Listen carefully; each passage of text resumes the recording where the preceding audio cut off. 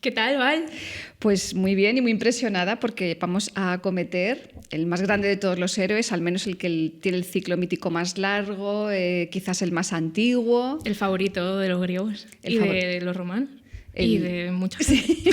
No sé si el nuestro... Bueno.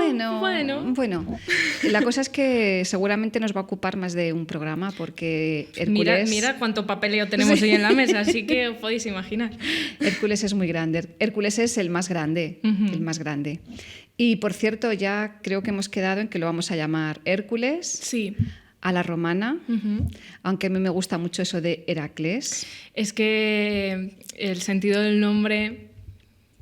Claro, la etimología parece clara. Tiene que ver con Hera, con su madrastra, que en este caso asume el papel típico de las madrastronas, porque la relación entre ambos ocupó toda la vida del héroe, no para bien, al menos al principio. Bueno, no vamos a hacer ningún spoiler, pero Heracles al parecer tiene que ver con la gloria de Hera.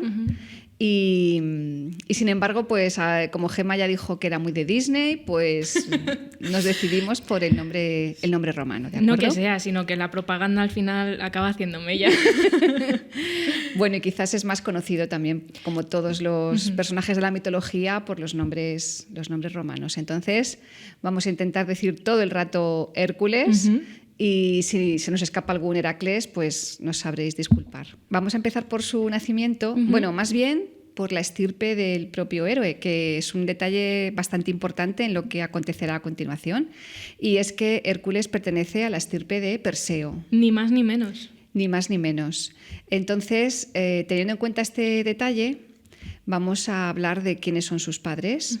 Bueno, su padre, a ver, Gemma, pues ¿quién va a ser su padre? Pues el mismo de siempre. El mismo de siempre, el gran Zeus, que tenía la intención de engendrar el más fabuloso de los héroes, y la mujer escogida precisamente es una mortal que se llama Alcmena, que es una mujer casada, aunque esto ya sabemos que a Zeus le importa bastante poco. Está casada con el rey... Él también está casado. Bueno, sí, por eso. Con el rey Anfitrión. Sí. Y claro, el problema fundamental que tenía Zeus, en primer lugar, es acercarse sin levantar sospechas o disimulando mucho, como ya estamos acostumbradas, a su nueva víctima, a Alcmena. Y en esta ocasión, ¿cuál es el disfraz que adopta Zeus? Pues el del propio anfitrión. El del marido. Claro. Que no estaba en ese momento, claro. Evidentemente, porque encontrarse a dos anfitriones en casa debería ser un poco raro, pero sí, aprovechó un momento en el que Anfitrión estaba fuera de palacio para hacerse pasar por él y meterse dentro de su cama. Hicieron el amor y además Zeus alargó la noche para que lo hiciesen bien y el héroe saliese requete bien. O sea que más que ardor amoroso hay una intención clara. Clarísima. De esmerarse el gran Zeus para engendrar al más grande, al que será quizás su niño favorito. Sí. De igual manera que Atenea era su niña favorita. Yo diría que sí. Bueno, pues 3 noches de amor entre Alcmena y Zeus. Hay una obra muy divertida de Plauto, una comedia que se llama Anfitrión, que os recomendamos y podéis ver representada, si no podéis leerla, donde se cuenta esta situación desde este punto de vista de la parodia y del humor, porque la verdad es que la situación, como digo, es pues, bastante jocosa. La comedia de Plauto, el verdadero anfitrión se va a presentar en su casa inmediatamente después de que lo haga Zeus disfrazado de él mismo, pero antes hay una escena muy divertida entre Sosias, el esclavo de Anfitrión, y el Sosias falso, que será Mercurio disfrazado. Y la verdad es que a mí esta escena, Gemma, me parece lo más de lo más. O sea, una crisis existencial del verdadero Sosias encontrándose consigo mismo. En fin, una cosa muy disparatada. Pero recomendamos que leáis la versión de Plauto, que le quita bastante hierro al asunto, porque, bueno, si nos atenemos a los textos más serios, cuando el verdadero anfitrión se da cuenta de que su esposa ha estado...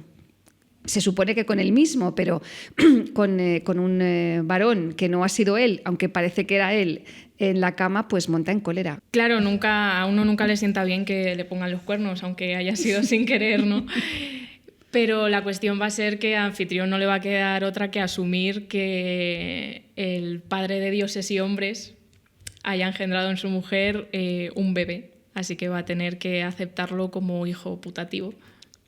Bueno, cuando mis estudiantes de grado escuchan la palabra putativo, pues se ponen a reír, así a escondidillas. Recordamos que putativo tiene que ver con el verbo puto, considerar. Entonces, Anfitrión es el considerado, el que se considera el padre de Hércules, ¿no? Pero me interesa también, Gemma, remarcar cómo el nombre de Anfitrión ha quedado en nuestra lengua como un nombre común, de tal manera que si alguien quiere ser un anfitrión perfecto, ha de poner a disposición de su huésped todo lo mejor que tiene. Bueno, no sé cómo lo veis esto. O que quizás simplemente tiene que darle la razón al huésped, digámoslo. Bueno, podemos aflojar un poco. Por no ir ofreciendo mujeres. En fin, el caso es que Zeus va a ir fardando de que va a tener el mejor de los hijos, que va a llegar a ser el rey de Argos, y Hera, evidentemente, se va a enterar más pronto que tarde porque va gritándolo a bombo y platillo. En esta ocasión no intenta ocultarlo.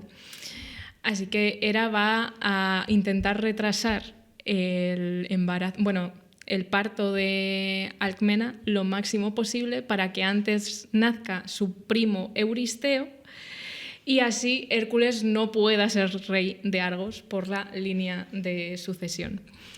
Y de este modo va a pedirle a una de sus hijas, a Ilitía, que ya vimos que era una de las diosas que atendían los partos, que retrasase el parto de Almena. Hércules nace a los 10 meses, pobrecita mía, Almena, y su primo nace 7 mesino. Y de hecho va a ser un personaje que es como un poco despreciado y despreciable. Euristeo, el paradigma del rey o del gobernante cobarde y que está en realidad en manos de Hera, porque estamos viendo que ya Hera, desde el primer momento, antes de que nazca Hércules, ya le está poniendo trabas. Pero es que también, reconóceme, que vaya Zeus presumiendo, Júpiter, el primer descendiente de Perseo que nazca se convertirá, ¿no?, en el rey de Argos. Pues efectivamente, Hera va a utilizar estas palabras para adelantar el nacimiento del otro nieto de Perseo, que es Euristeo, y hacer que Almena sufra de unos dolores terribles de parto. Tenemos aquí el texto de Ovidio, de Metamorfosis, del libro 9, donde la propia Alcmena habla de ese sufrimiento porque Ilitía, la diosa de los partos, por encargo de Hera, pues se tira en la puerta de su palacio con esa postura cerrada, ¿no?, que impedía el nacimiento durante días y días y días. Leo el texto de Ovidio. Por favor, que hace mucho que no leemos textos clásicos. Hace mucho que no leemos. Cuando ya había llegado el momento de nacer Hércules, soportador de trabajos, y ya el 10º signo sufría la presión del astro, el peso me distendía el vientre y lo que llevaba era tan grande que se hubiera podido decir que era Júpiter el autor de la oculta carga, sin duda. Y ya no podía yo seguir soportando mis fatigas, atormentada durante 7 noches y por otros tantos días, agotada por el sufrimiento y tendiendo los brazos al cielo, llamaba yo con grandes voces a Lucina, Lucina es el nombre romano de Ilitía, de la diosa de los partos, y al padre del esfuerzo. Vino ella, sí, pero previamente comprometida en contra mía y con la intención de hacer don de mi persona a la perversa Juno.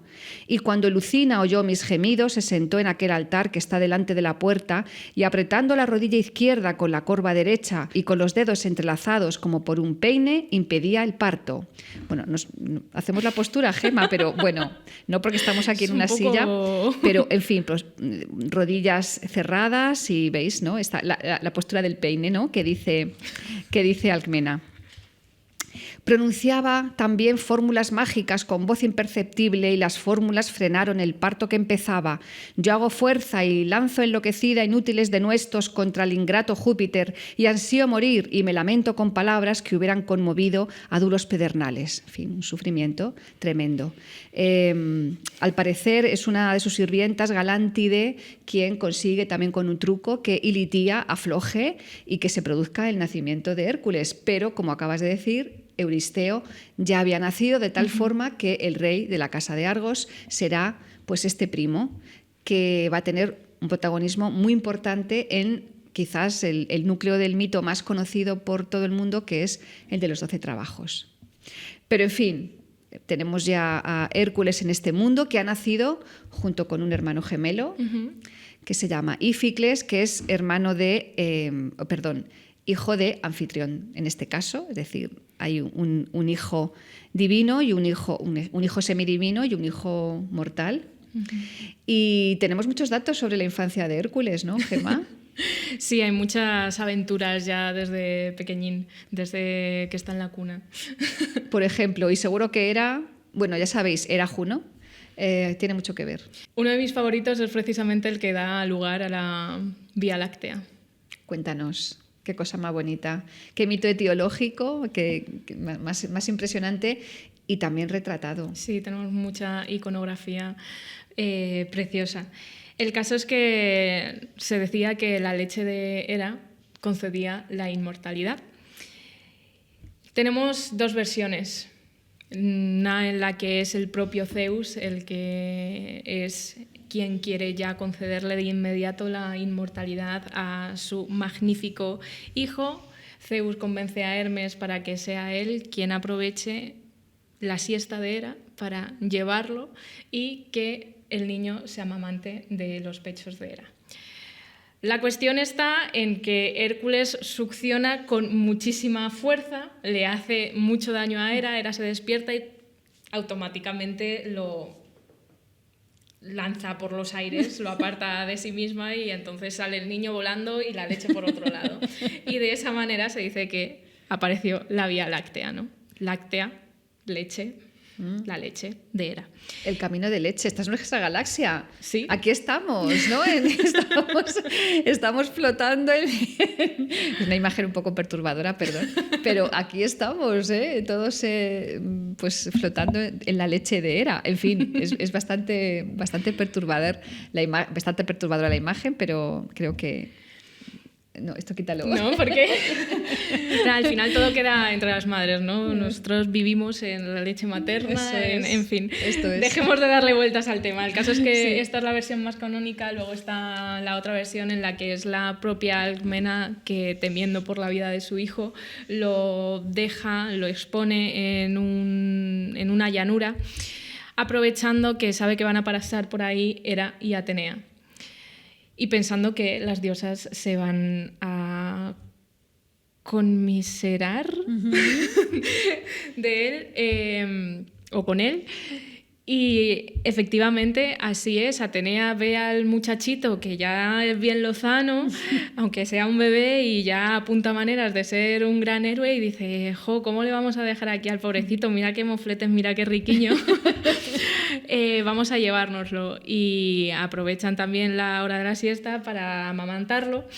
Y de nuevo ocurre que Hércules pues muerde, succiona con demasiada fuerza el pezón y pasa exactamente lo mismo, que Hera lo aparta y otra vez la imagen de la leche saliendo por los aires. Es que la fuerza de Hércules a veces va a ser un problema. Sí. Desde su mismo momento de nacer, pues se caracteriza por tener una fuerza descomunal que le va a traer algún que otro disgusto y que la película que te gusta tanto creo que aparece muy bien retratado, ¿no? Así es, de hecho es algún que otro disgusto, pero también muchas alegrías porque los salva de muchas situaciones como precisamente esta, ¿no? Están durmiendo y Fito y Hércules cuando de repente aparecen dos serpientes gigantes. No es que aparezcan así porque sí, porque rondaban por el palacio, sino... ¿Quién las ha mandado? ¿Quién las habrá sabemos mandado? todas que quien ha enviado ese paquete especial ha sido Hera. Y mientras Íficles empieza a llorar asustado, Hércules lo que hace es agarrar a cada una de las serpientes con sus manos y las ahoga. Anfitrión llega corriendo, alarmado por los gritos de Íficles, pero cuando se encuentra la situación se da cuenta de que ya no tiene nada que hacer porque el propio Hércules ha salvado a su hermano y se ha salvado a sí mismo de la situación. Y ya me imagino a Hera empezando a desesperarse. Por supuesto, por supuesto. Está claro que ella lo va a intentar, pero Hércules no se va a dejar. Y en cuanto a su educación, también aquí la fuerza de Hércules desmedida va a ocasionar un disgusto. Ahí es donde ocurre la primera desgracia. Ya dejamos atrás las aventuras en pañales, ya Hércules es un niño de unos 7, 8 años, ¿no?, que empieza su educación. Así que le asignan un maestro, su primer maestro, que se llama Lino y es músico. Hermano de Orfeo, ni más ni menos, según algunas fuentes, ¿eh? O sea, vaya profe de música. Vaya profe, pero por muy buen maestro que tengas, si no eres buen alumno, de poco te sirve, porque Íficles efectivamente era de estos alumnos que son brillantes y le encantaba estudiar y atendía mucho, pero Hércules no estaba por la labor de querer atender en clase. De hecho, en la comedia griega se va a hacer mucha alusión a que Hércules sí es un héroe, pero es muy bobo, muy bobalicón.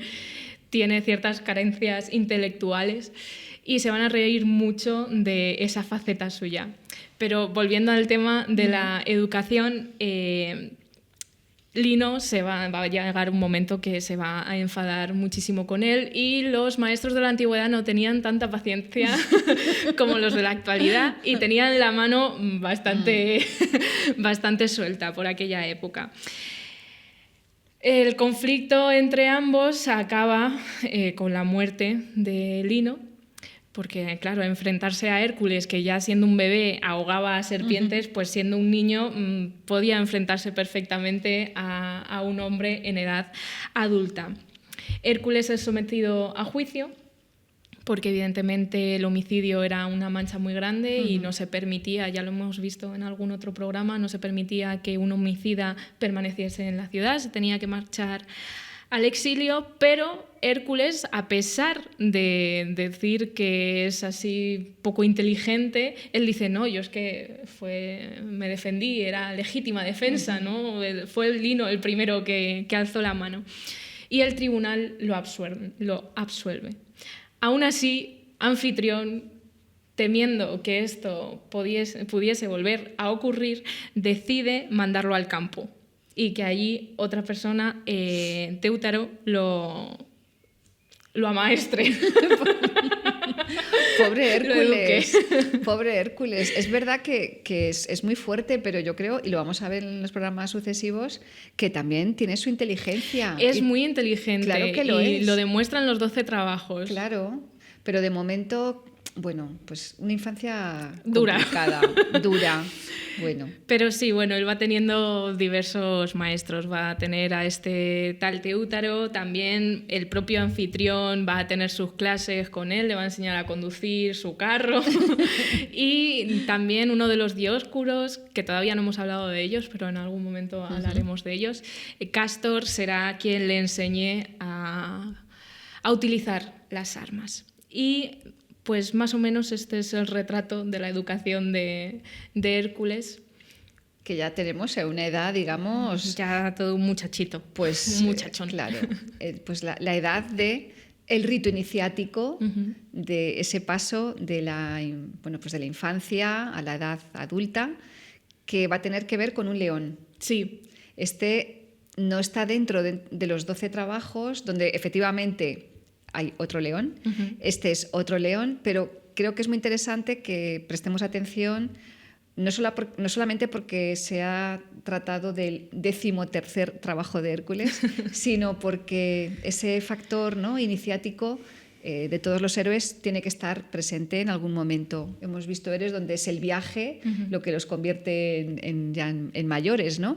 Pero las bestias en general, los monstruos, y Hércules van unidos desde el primer momento. Así que tenemos, como digo, esta primera hazaña con la que yo creo que también el héroe se viene bastante arriba, cuando es capaz de acabar con el león que asolaba los territorios del rey Tespio. Efectivamente, también le afectaba a su padre anfitrión, entonces era un tema que le tocaba y ya en la adolescencia, ya rozando la mayoría de edad, pues era algo que tenía que hacer, ¿no? Él tenía que demostrar que era el hijo de Zeus y que era capaz de acabar con aquel león. Que, por cierto, no lo hemos mencionado, pero tenemos tantos datos de Hércules, porque es el más famoso de los héroes, el favorito de los griegos, que sabemos hasta lo que mide. Ah, sí, Gemma. Pero cuéntanos eso, por favor. He encontrado que mide 4 codos y un pie.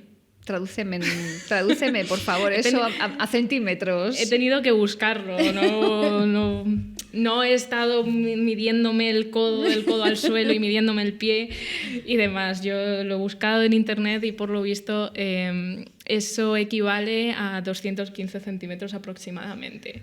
O sea, como un jugador de básquet, pero de los altos. Sí, yo creo que teniendo en cuenta lo robusto, lo fuerte que es, tenía que ser algo así como Shaquille O'Neal. Ahí es nada, ¿eh? Así que imaginémonos a Hércules como Shaquille O'Neal venciendo a este león de Cinetón, que efectivamente, como decía, rebañaba. Rebañaba los rebaños. Devastaba los rebaños de Tespio y de Anfitrión. Para acabar con él... Perdona, sí. Gemma, me cuadra. O sea, Shaquille O'Neal me cuadra, ¿no? Bueno, perdona. No, es que no te voy a engañar. Me lo estoy imaginando. He hecho un mal uso de la inteligencia artificial esta mañana mientras hacía estas pesquisas para generar una imagen. Pues ya la estás poniendo de ahora Shaquille mismo. O'Neal como Hércules. Pues ya la estás poniendo porque seguro que a quienes nos oyen seguro que les interesa verlo. ¿Lo vas a poner? Lo pondré. En fin, que volviendo a nuestro Hércules, sí. Para aniquilar a este león va a acabar en casa de Tespio porque le pillaba más cerquita y se va a retrasar 50 días en acabar con él. Bueno, es que supongo que el león pues no estaría a la vista y que se escondería convenientemente. ¿Y no tendría que ver con que casualmente Tespio tenía 50 hijas? Ay. ¿Y necesitaba 50 noches para cada una de ellas? ¿O es que estoy pensando mal en el mito? Cuéntanos la versión de verdad. Bueno, habida cuenta de que el número 50 ya nos ha salido en alguna ocasión, es un número muy cabalístico, que por cierto los mitógrafos a veces dicen que había también alguna gemela entre las hijas de Tespio, pero efectivamente pues me da un poco de apuro porque igual que me imagino lo de Shaquille O'Neal, pues imaginarme esto, bueno, que me enrollo. La cuestión es que al parecer Tespio introdujo en el lecho de Hércules, cada uno de estos días, a una de sus hijas, todas ellas distintas, pues para tener una descendencia semidivina. Y claro, ahora entendemos por qué este es el 13º de los trabajos de Hércules, porque engendrar 50 hijos en 50 días, oye, pues... Es una hazaña. Hay que reconocer que... Hay que tener muy buena puntería. Aquí hay que reconocer que efectivamente pues, aquí hay un trabajo. Pero aquí tenemos pues, la primera descendencia del héroe, siendo, como digo, bien jovencito y en relación con la matanza del león de Tespio, el león del Citerón. Que al final, acaba con él y bueno, él va a volver a Argos. Sí, pero ya, ¿no? Hombre. Vamos, ya con otro aire, ¿no? Claro, después de haber triunfado en la casa de Tespio con sus 50 hijas.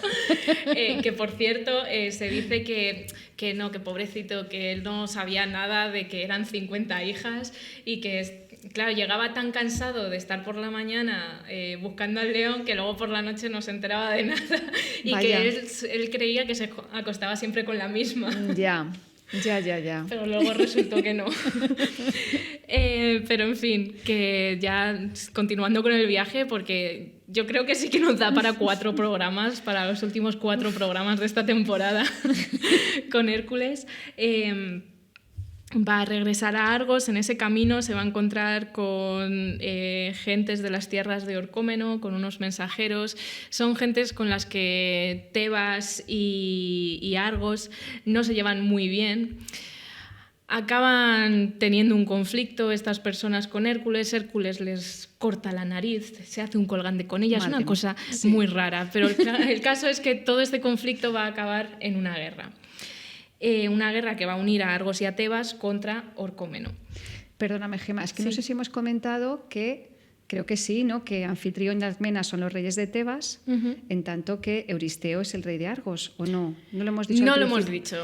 Pues hemos dicho que Hércules, o sea, Zeus pretendía que Hércules iba a ser el rey de Argos, pero efectivamente así es. Bueno, pues ya está aclarado. Esta guerra, Hércules va a batallar con las armas ni más ni menos que de Atenea, porque bueno, ya si seguimos la historia, la tradición, que ella se lo encontró siendo pequeñito, pues ya podemos entender que Atenea también lo acoge como su madrina. Claro. Y le va a prestar estos favores. Durante esta guerra, padre e hijo van a luchar mano a mano y Anfitrión va a acabar muriendo. Y cuando ganen la guerra, porque la ganarán, evidentemente Hércules no puede perder una guerra, Euristeo le va a ofrecer la mano de una de sus hijas, que es Mégara, y vamos a tener el primer matrimonio legítimo entre Hércules y esta princesa. Supongo que también con una descendencia, pero este matrimonio se va a terminar de una manera muy tremenda. Muy tremenda. Que es probablemente lo que nos haga no querer a Hércules tanto como nos gustaría quererle. Lo que pasa es que la culpa, a fin de cuentas, será de su archienemiga. Claro. Si nos remontamos, ¿no? a las causas y los efectos. Sí. ¿Por qué, Gemma? Porque después de que haya ocurrido la boda, en cuyos detalles no nos vamos a detener, hayan tenido sus hijos, depende de la cifra, Pindaro dice que 8, Apolodoro dice que 3 y Apolodoro los nombra como Terímaco, Creontíades y Deiconte, y normalmente se sigue esta tradición.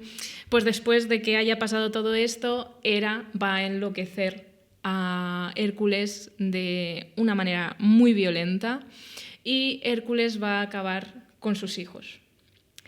Se dice que pudo echarlos a una pira, es decir, al fuego, o se dice que los mató a flechazos. ¿A su mujer también? A su mujer también, acaba asesinándola. Se queda sin familia, porque la diosa Manía le ha poseído de alguna forma. La diosa Manía, la locura enviada por Hera, una vez más. Qué cosa más terrible. Horrorosa. ¿Y nos vamos a quedar con este mal sabor de boca, Gemma, para terminar el capítulo? Sí, porque... No, pero ¿cómo nos dices esto? Una mínima purificación, por favor. Bueno, todo queda en que Hércules no mata a nadie más porque Atenea presencia esto y ya llega un momento en que coge una piedra y se la lanza, le da en el pecho y de una pedra lo deja inconsciente. Así que ahí consigue Atenea poner fin a esta locura.